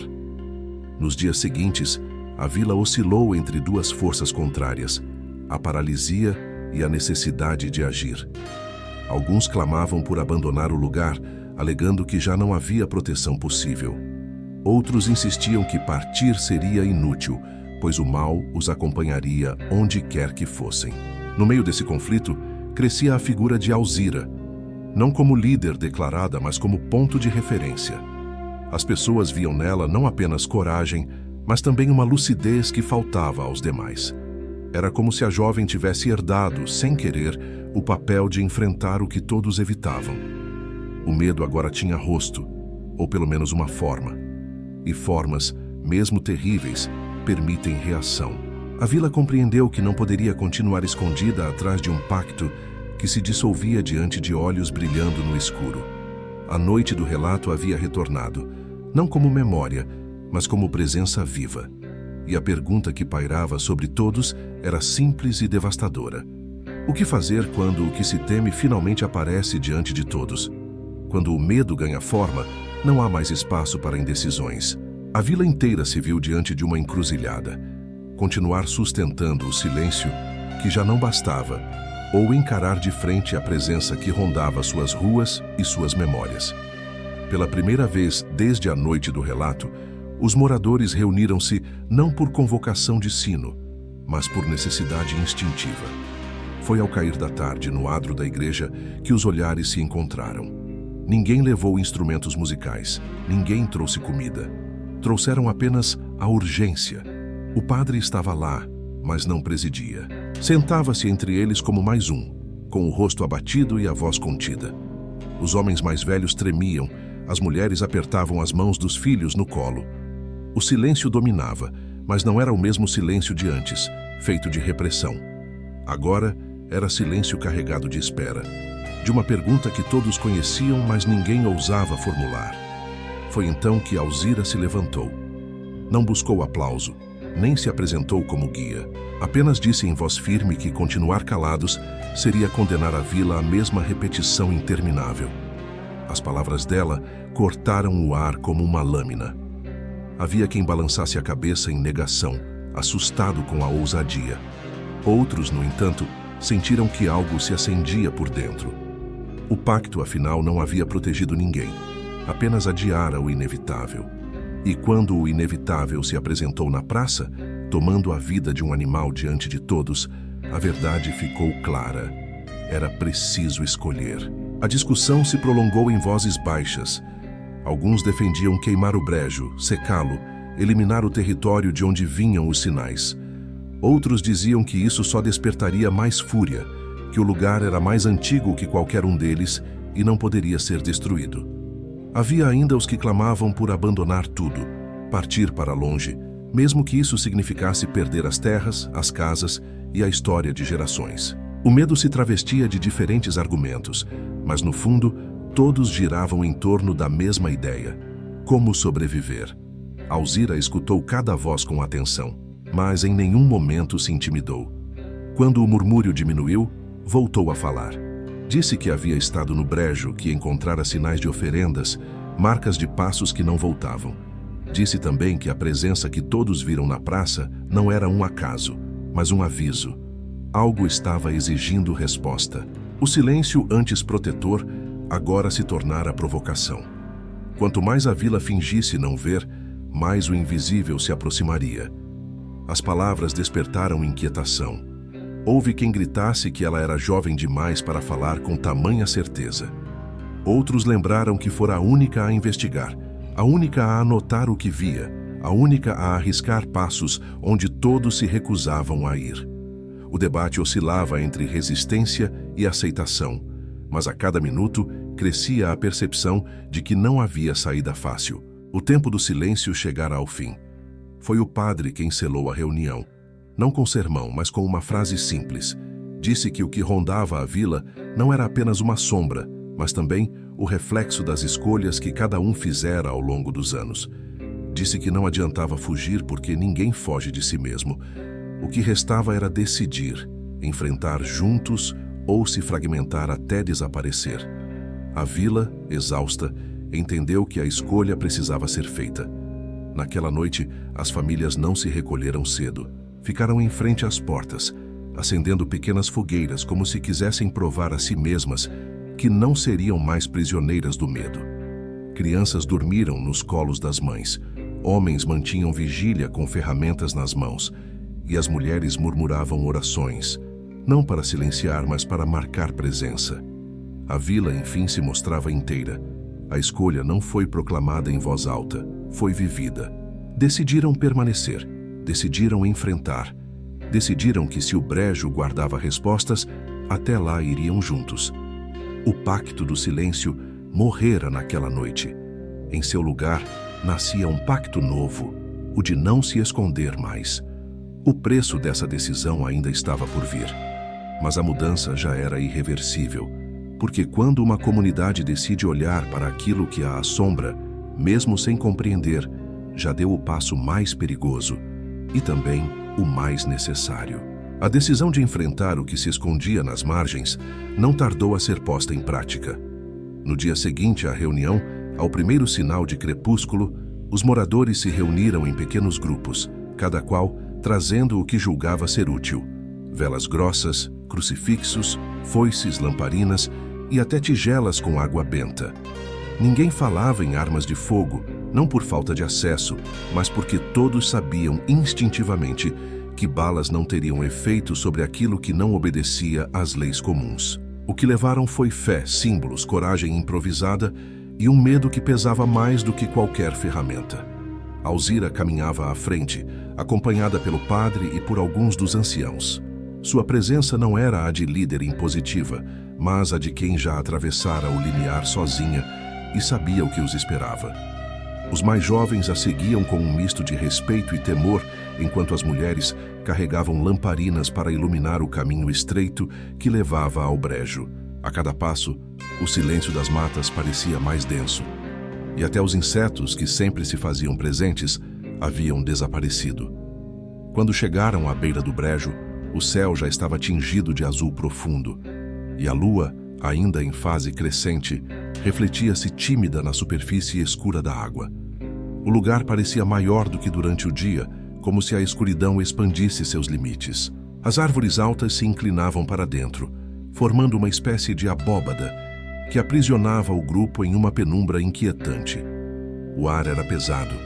Cheirava a terra molhada e a algo metálico, como se sangue houvesse sido derramado ali muito tempo atrás. O padre fez o sinal da cruz e pediu que todos se ajoelhassem. Rezou em voz alta, e pela primeira vez em anos, as vozes da comunidade se uniram em coro. O som ecoou pelo brejo, mas em vez de trazer conforto, pareceu despertar o lugar. A superfície da água se agitou levemente, mesmo sem vento, e pequenos círculos se abriram como se dedos invisíveis tocassem o espelho líquido. Alguns moradores baixaram os olhos, outros apertaram mais forte os crucifixos nas mãos. Foi então que começaram os sussurros, não vindos das pessoas, mas do próprio brejo. Ecoavam como se a água falasse, repetindo sons quebrados que lembravam nomes, fragmentos de preces ou lamentos antigos. O coro da vila vacilou. A oração coletiva tornou-se frágil diante daquele murmúrio crescente que se espalhava como uma rede pelas margens. Alzira, firme, ergueu a lamparina e pediu que não parassem. Disse que o silêncio era o que alimentava a presença e que apenas a voz poderia enfrentá-la. Obedeceram. As vozes se elevaram novamente e a chama das velas pareceu resistir mais forte. Mas o brejo não se calou. Pelo contrário, algo começou a emergir de sua superfície. Não era corpo nem forma clara, mas uma coluna de neblina espessa que se erguia como se tivesse vida própria. No centro dessa névoa, 2 pontos pálidos surgiram, lembrando olhos que fitavam o grupo sem piscar. Um arrepio percorreu a todos. Alguns recuaram, mas Alzira avançou um passo, mantendo o olhar fixo naquela presença. O padre lançou água benta na direção da névoa e o líquido chiou como se tivesse caído sobre ferro incandescente. O som fez a coluna vacilar por um instante, mas logo ela retomou sua forma, espalhando-se pelas margens. O coro se desfez em murmúrios nervosos e o medo ameaçava vencer. Foi então que Alzira ergueu a voz acima de todos. Não rezou, não clamou. Apenas declarou com firmeza que a vila não se curvaria mais. Disse que o tempo do silêncio havia acabado e que se a presença quisesse permanecer, teria de ser vista e nomeada. O brejo respondeu com um som grave, como se a própria terra houvesse soltado um suspiro profundo. A neblina tremeu, os olhos pálidos cintilaram mais uma vez, e então desapareceram. A água voltou à calma, embora o ar continuasse pesado. A vigília não havia destruído a presença, mas havia marcado o território. Pela primeira vez em décadas, a vila não fugira, permanecera. Os moradores voltaram em silêncio, mas não no silêncio de medo. Era um silêncio de exaustão, de quem sobrevivera a uma noite em que tudo poderia ter se perdido. As crianças dormiam nos colos, os homens carregavam as ferramentas sem orgulho, apenas com o alívio de ainda estarem vivos. Alzira caminhava de olhos fixos na estrada, consciente de que aquilo fora apenas o início. O pacto do silêncio fora quebrado, mas agora havia outro, o de vigiar juntos. E assim, a vila se transformou. Não em uma comunidade livre do medo, mas em uma comunidade capaz de encará-lo. O brejo continuava a ser fronteira, mas agora havia luzes que o cercavam, vozes que se levantavam contra seus sussurros. A batalha não estava vencida, mas a primeira vitória havia sido conquistada. Nos dias que seguiram a vigília no brejo, a vila parecia respirar diferente. O medo não desaparecera, mas havia se transformado em algo novo, mais denso, mais consciente. As pessoas não se limitavam mais a evitar o assunto. Agora, Cochichavam em pequenos grupos, buscavam sinais, comparavam impressões. O pacto do silêncio estava morto, e em seu lugar surgia uma espécie de fome por respostas. Era como se todos pressentissem que a sombra só poderia ser enfrentada se fosse desnudada. Foi nesse contexto que o caderno antigo, encontrado por Alzira no baú do avô, tornou-se peça central. Ela já o havia lido em segredo, mas decidiu que era hora de dividi-lo com alguns moradores. Reuniu primeiro os mais próximos, a mãe, o sacristão, 2 dos vizinhos que não a olhavam com desconfiança. Espalhou o caderno sobre a mesa de madeira, iluminada por uma lamparina, e começou a ler as anotações em voz alta. As primeiras páginas nada revelavam além de contas de colheita, compras de mantimentos e notas triviais. Mas à medida que avançava, a caligrafia mudava e as palavras se tornavam mais tensas. Ali estavam descritos acontecimentos anteriores à noite do relato, datas que remontavam a anos antes, quando os atuais anciãos ainda eram jovens. Pequenos incidentes, animais encontrados mortos em posições estranhas, marcas nas portas ao amanhecer, vozes que chamavam pelo nome durante a madrugada. Tudo isso vinha acompanhado de instruções: fechar janelas, recolher ferramentas de ferro, cobrir espelhos. O grupo escutava em silêncio, até que Alzira virou a página e encontrou uma anotação mais extensa. O autor, cujo nome não aparecia, descrevia uma noite em que 3 moradores foram vistos indo em direção ao brejo carregando lamparinas e recipientes de barro. Nenhum deles voltou. Dias depois, o caderno registrava o surgimento de símbolos na praça e de oferendas espalhadas em locais escondidos. Mais adiante, uma frase se repetia 3 vezes, como um mandamento: não repetir, não repetir, não repetir. Aquelas palavras pesaram sobre todos. Pela primeira vez, a vila encarava a possibilidade de que o que havia acontecido não fora um acidente nem uma visita inesperada de forças desconhecidas. Havia, talvez, um pacto antigo, deliberado, feito por mãos humanas. O silêncio que se seguira à noite do relato não era apenas medo, mas também culpa. A vila não era apenas vítima, era cúmplice. Essa revelação abalou profundamente a pequena comunidade. O sacristão pálido levou a mão ao peito e disse que isso explicava por que tantos símbolos religiosos haviam sido misturados com sinais estranhos, como se fé e superstição estivessem costuradas de forma desesperada. A mãe de Alzira chorou em silêncio, lembrando-se de histórias que ouvira na infância, de homens que desapareceram sem rastro e de mulheres que nunca mais falaram uma palavra após certas noites. Com o caderno aberto diante deles, todos compreenderam que o brejo não era apenas cenário de assombro, mas palco de escolhas malditas. Aqueles que ousaram barganhar com o desconhecido selaram não apenas seus destinos, mas o de toda a comunidade. O relato que havia silenciado a vila era, na verdade, apenas a face mais visível de uma história que começara muito antes. Alzira fechou o caderno com cuidado e disse que não havia como voltar atrás. O silêncio agora não protegeria ninguém. Era preciso expor, compreender e talvez até corrigir o que fora feito. Mas para isso seria necessário enfrentar não apenas o medo das sombras, e sim a vergonha herdada de seus próprios antepassados. Essa constatação deixou a todos em estado de choque, porque no fundo havia algo mais aterrador do que presenças à espreita no brejo ou vultos caminhando pela praça. A ideia de que a própria vila havia chamado aquilo que agora a atormentava.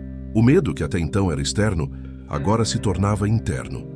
E não há sombra mais difícil de enfrentar do que aquela que nasce dentro de casa. A revelação do caderno caiu sobre a vila como uma pedra no fundo de um poço, espalhando ondas que ninguém conseguiu conter.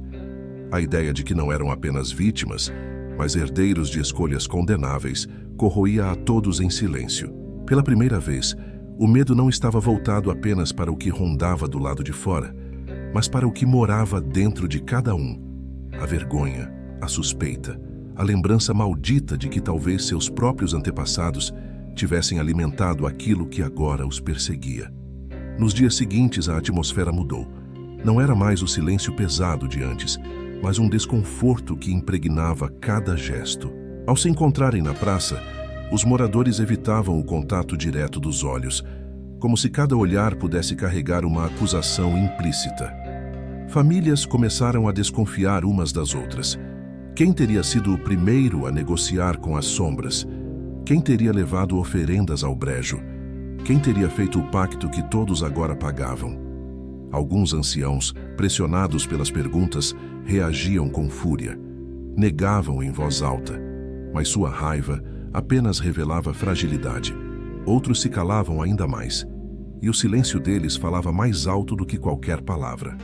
Em uma vila onde todos conheciam o nome de todos, a desconfiança foi como veneno, espalhando-se lentamente pelas veias da comunidade. Cada gesto simples, um portão fechado cedo demais, uma vela apagada rápido demais, parecia prova de cumplicidade. Alzira observava esse movimento com inquietação. Sabia que a culpa, quando não é reconhecida, transforma-se em arma contra os inocentes. Que o que via era justamente isso. O medo sendo manipulado pela vergonha, pronto para se transformar em hostilidade. Sentiu que precisava agir antes que a vila se fragmentasse de vez. Decidiu então confrontar os mais velhos diretamente. Reuniu-os na casa do sacristão, o único lugar onde ainda havia certa confiança coletiva, e exigiu respostas. A princípio, os anciãos mantiveram o mesmo silêncio endurecido de sempre.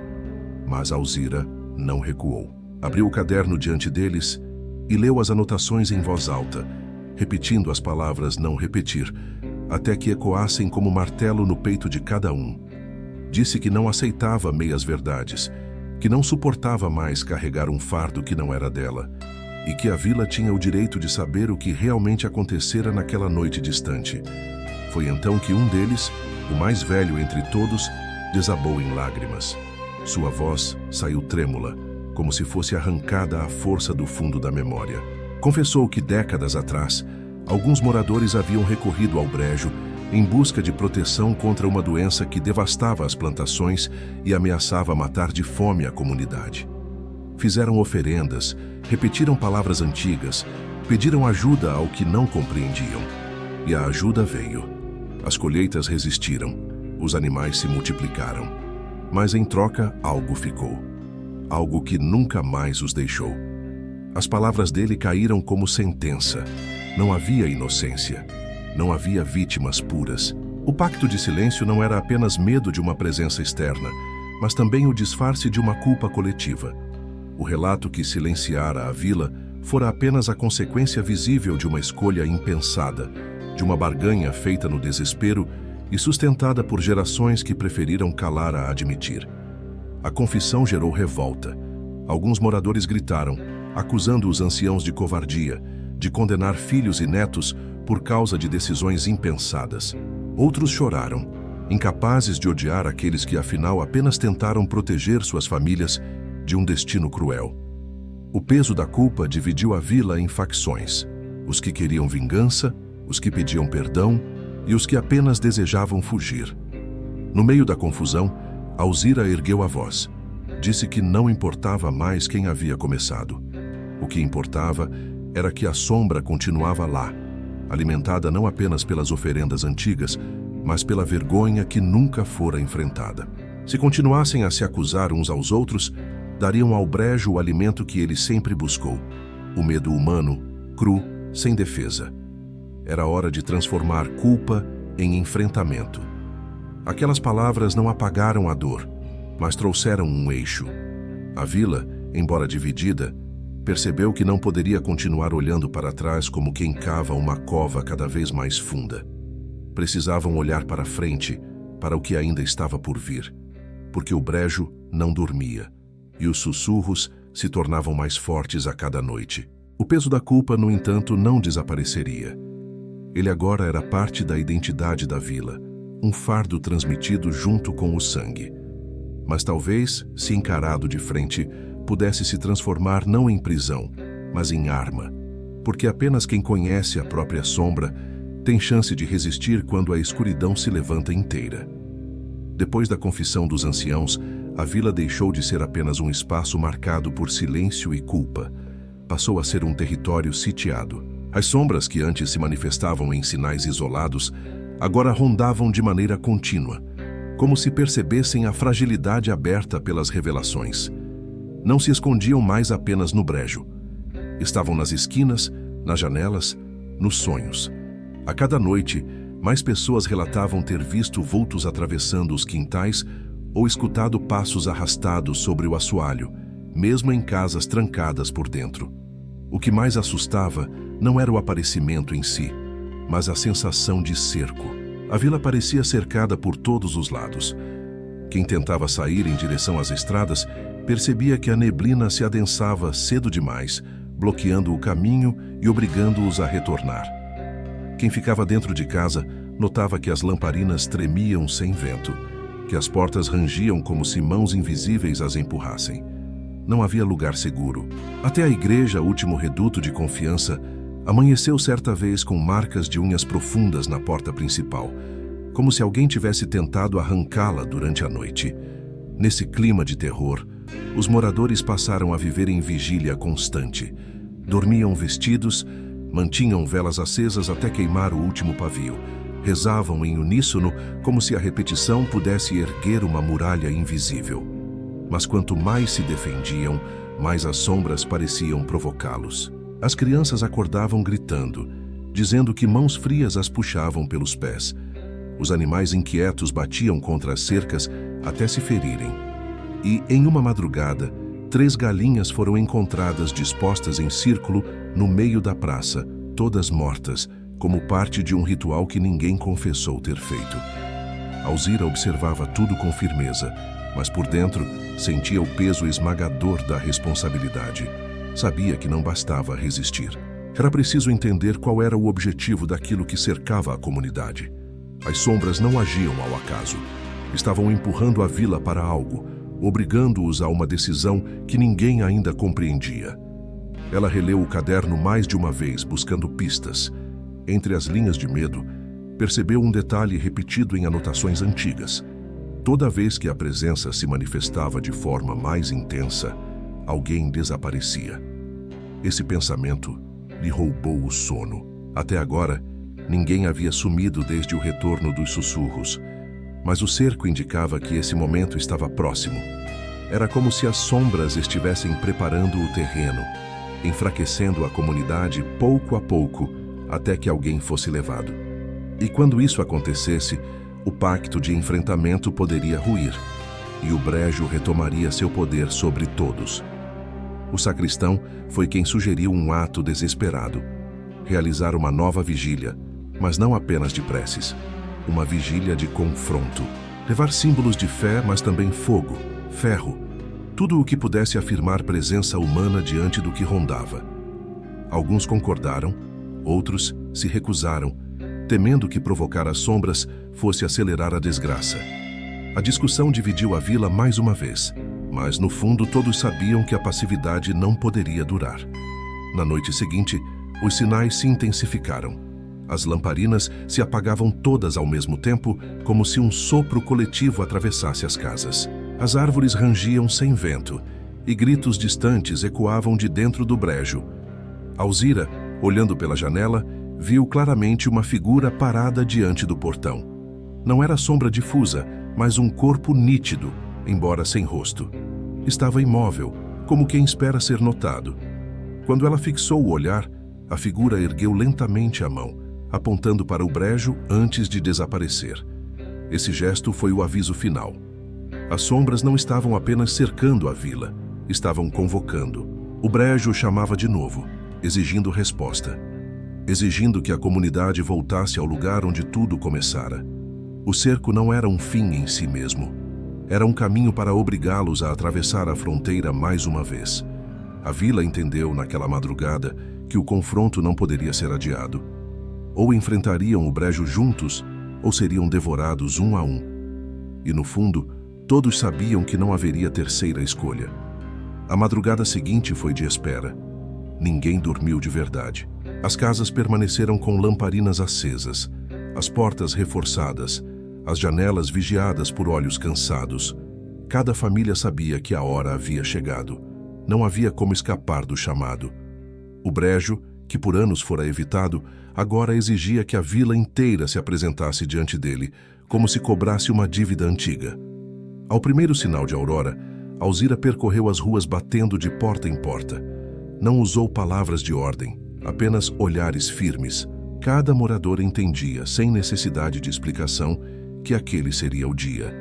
O sacristão trouxe o medalhão resgatado, o padre carregava a cruz maior da igreja e os homens empunhavam ferramentas afiadas. As mulheres, com as crianças nos braços, decidiram acompanhar. Não por imprudência, mas porque ninguém queria permanecer sozinho. O brejo já não era apenas um lugar físico, era um espelho que refletia a alma da vila inteira. O caminho, percorrido em silêncio, parecia mais longo do que nunca. A cada passo, a neblina se adensava, como se quisesse fechar as margens atrás deles. O chão úmido cedia sob os pés e o ar cheirava a ferro oxidado. Quando chegaram à beira da água, a cena era outra. O brejo parecia vivo, respirando em ondas lentas, como se esperasse a chegada de todos. A superfície refletia a luz do sol nascente, mas distorcida, como um espelho trincado. Foi o padre quem começou, erguendo a cruz e entoando uma oração firme. Mas à medida que sua voz ecoava, os sussurros retornaram. Não vinham apenas da água, vinham também das árvores, do solo, até das pedras. Era como se a terra inteira tivesse guardado ecos de vozes antigas. O coro invisível se sobrepôs à prece e os moradores começaram a tremer. As crianças choraram baixo, mas ninguém se moveu. Permanecer era o único ato possível. Alzira avançou um passo e depositou no chão o caderno antigo. Disse em voz alta que não carregariam mais uma história escrita às escondidas. Abriu-o diante de todos e, com as páginas expostas ao vento, ergueu o medalhão em sua mão direita. Declarou que a vila não seria mais prisioneira de pactos feitos no desespero. Se havia dívida, seria paga não com silêncio, mas com presença. As palavras dela, ditas sem hesitação, cortaram o ar como lâmina. O brejo reagiu. A água se agitou em círculos concêntricos e da superfície ergueu-se novamente a coluna de névoa. Só que, dessa vez, não eram apenas 2 pontos de luz. Havia vários, dezenas, como olhos dispersos que observavam de dentro da bruma. O coro de sussurros tornou-se ensurdecedor, e muitos moradores caíram de joelhos cobrindo os ouvidos. Ainda assim, Alzira permaneceu de pé, segurando o medalhão contra o peito. O sacristão, em ato inesperado, acendeu uma tocha e lançou fogo sobre a margem. As chamas se espalharam pelo capim seco, iluminando o brejo com um clarão avermelhado. A névoa se retraiu por um instante, como se recuasse diante da força do fogo, mas logo avançou de novo, agora mais agressiva, projetando sombras longas sobre os rostos dos presentes. Foi então que um detalhe surpreendeu a todos. Entre as vozes indistintas, uma palavra se destacou. Não era maldição nem ameaça. Era um nome antigo, reconhecido por um dos anciãos como o de um dos moradores que, décadas atrás, havia desaparecido no brejo. A revelação foi devastadora. Os olhos na névoa não eram apenas espectros sem rosto. Eram ecos de pessoas que um dia pertenciam à própria vila. O pacto de outrora havia transformado homens em sombras. O padre ergueu a cruz mais alto e bradou que não aceitariam carregar aquela herança como fardo. As vozes, em resposta, diminuíram por um instante, como se hesitassem. Nesse breve silêncio, Alzira lançou o medalhão de volta à água. Não como oferenda, mas como devolução. Disse que aquilo não lhes pertencia mais, que a vila encerrava ali a continuidade da barganha. A superfície engoliu o objeto em um redemoinho súbito, e então o brejo soltou um som grave, como trovão subterrâneo. A neblina oscilou, os olhos se apagaram um a um, e a calmaria retornou de forma abrupta. Restava apenas o reflexo trêmulo do fogo, ainda ardendo nas margens. Ninguém falou durante o caminho de volta. Cada um carregava dentro de si a pergunta que ninguém ousava pronunciar. Seria aquilo o fim ou apenas o intervalo antes de algo maior? O brejo havia cedido por hora, mas o preço de séculos não se paga em uma única manhã. Ainda assim, pela primeira vez, a vila não voltou com a sensação de derrota. Voltaram com cicatrizes, mas também com a certeza de que tinham atravessado juntos. Que atravessar quando se enfrenta à escuridão já é em si uma forma de vitória. Na noite que se seguiu à travessia, ninguém conseguiu dormir profundamente. As casas permaneceram iluminadas e até os cães, exaustos de tanto latir em noites anteriores, deitaram-se inquietos, como se pressentissem que algo ainda rondava. A vila parecia suspensa entre dois mundos. De um lado, a sensação de que haviam enfrentado e desafiado o brejo. Do outro, a certeza de que a história não se encerrava tão facilmente. Foi então que o ancião que confessara a barganha antiga decidiu falar pela última vez. Reuniu os moradores em sua casa, uma construção simples de paredes escuras e teto baixo, onde o cheiro de ervas queimadas se misturava ao da madeira úmida. Sentado em sua cadeira de balanço, com a respiração pesada, pediu silêncio. Mas não era o silêncio de medo. Era o silêncio de quem se prepara para ouvir o que pode mudar o destino de todos. Ele contou que, na noite da antiga fome, quando as colheitas minguavam e as crianças choravam de barriga vazia, alguns homens decidiram buscar forças no brejo porque acreditavam que ali morava um poder ancestral. Disseram que não era maldade, mas desespero, que se ajoelharam diante da água, ofereceram sangue de animais e juraram que a vila inteira se comprometeria a manter a devoção em troca de abundância. A colheita prosperou, sim, mas o preço foi outro. 3 homens desapareceram naquela noite, tragados pela neblina. E desde então as sombras começaram a rondar. O velho fez uma pausa, respirando com dificuldade, e acrescentou que o pacto não se limitava às oferendas. Havia também um acordo de silêncio. As futuras gerações deveriam carregar a memória sem questionar, sem repetir, sem desafiar. Não repetir era, na verdade, um aviso contra a curiosidade. O medo era o alicerce que sustentava a barreira entre a vila e o brejo. Enquanto ninguém ousasse romper esse muro invisível, as sombras ficariam contidas. Mas o muro, cedo ou tarde, se desgasta. Alzira escutava com o coração acelerado. Entendeu naquele momento que o enfrentamento no brejo não fora apenas uma ousadia, mas a quebra definitiva desse pacto de silêncio. O muro havia ruído e não havia como reconstruí-lo. Restava apenas aprender a conviver com as consequências ou encontrar uma forma de transformar a dívida em outra coisa. O ancião, com lágrimas nos olhos, disse que aquela seria sua última confissão. Não viveria muito tempo e queria deixar registrado que não havia inocentes na origem do mal. A culpa era coletiva, mas também era a chave. Se todos assumissem sua parte, talvez o brejo perdesse força. O que o alimentava não era apenas a escuridão, mas a vergonha e o segredo. Depois de suas palavras, um silêncio pesado caiu sobre o grupo. Não de medo, mas de reflexão. As pessoas se entreolhavam, sentindo pela primeira vez que talvez houvesse um caminho que não passasse nem pela fuga, nem pelo extermínio. Talvez o enfrentamento não fosse destruir as sombras, mas enfraquecê-las ao negar-lhes o alimento do segredo. Naquela madrugada, o ancião faleceu em sua cadeira, com o rosto sereno. Muitos acreditaram que sua morte era o último selo de uma era. Outros temeram que fosse apenas o início de um novo ciclo. Mas ninguém deixou de reconhecer que, com sua confissão final, a vila havia recebido não apenas a história completa, mas também a responsabilidade de decidir o futuro. Alzira fechou-lhe os olhos e disse em voz firme que não permitiria que o testemunho morresse junto com ele. Anotaria cada palavra em seu próprio caderno, não para perpetuar o medo, mas para que nunca mais se vivesse na ignorância. Porque, finalmente, compreenderam que o silêncio era o que alimentava as sombras. A palavra, ainda que dolorosa, era a única arma que possuíam. Na manhã seguinte, o sino da igreja soou não como luto, mas como aviso.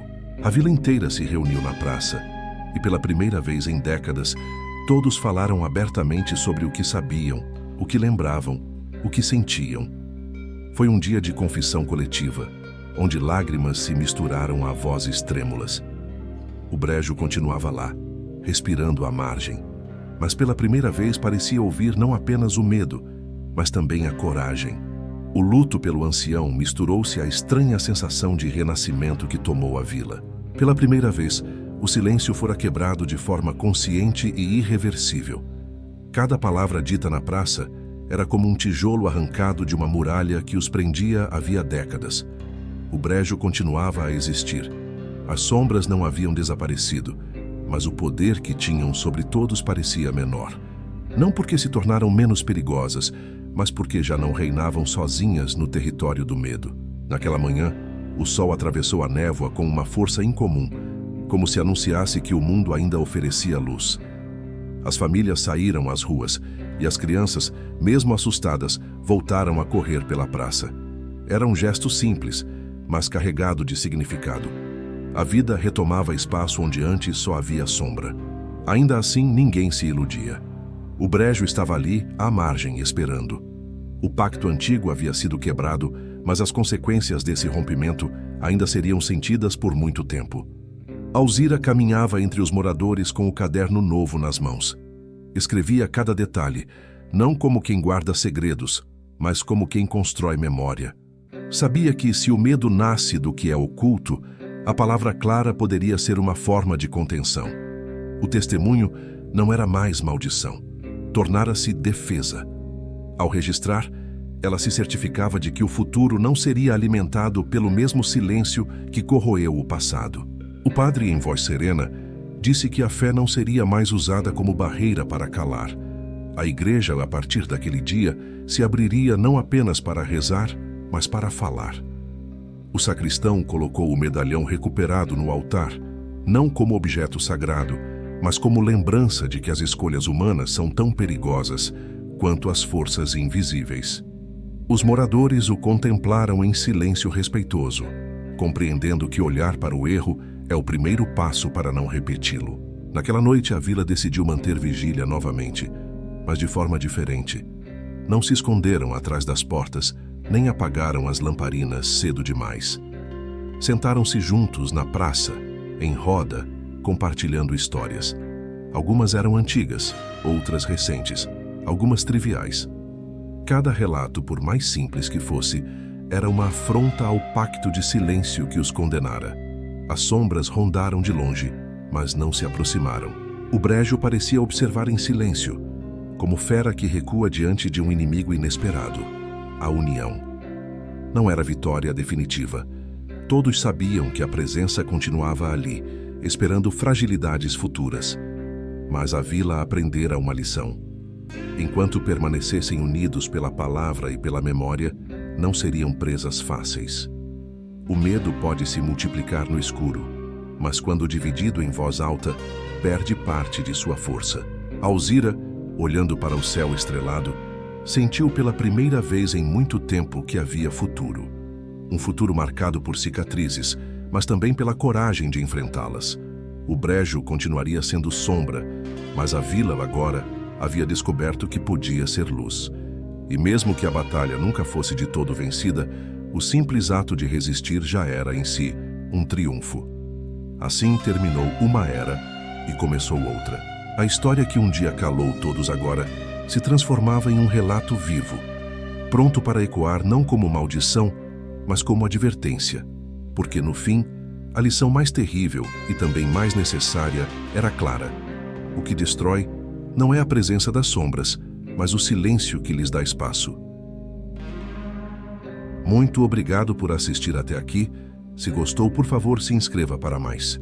Se esse vídeo te assustou ou te lembrou de alguma historia, deixe seu comentário e, se possível, deixe seu gostei. Até o próximo vídeo.